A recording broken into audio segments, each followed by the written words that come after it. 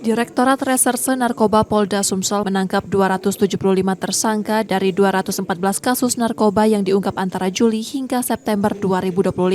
Polisi menyita 6,5 kg sabu, 19.000 butir pil ekstasi, dan 149 gram tembakau sintetis.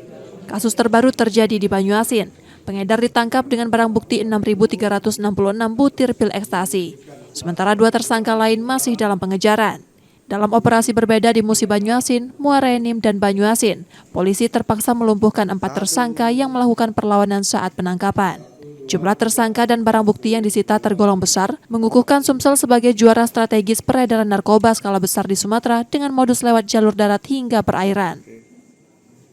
Ada 4 kasus menonjol dengan rincian 3 kasus dengan 4 tersangka ini harus dilakukan tindakan tegas terukur, ya, tindakan tegas terukur, di mana personel kita harus melakukan penembakan karena 3 tersangka ini melawan petugas.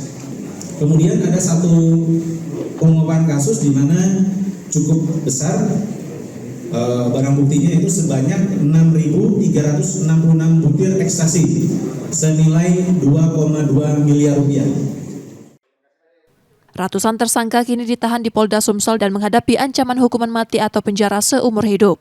Reski Oktora, Muklas Diferensial, Kompas TV, Palembang, Sumatera Selatan.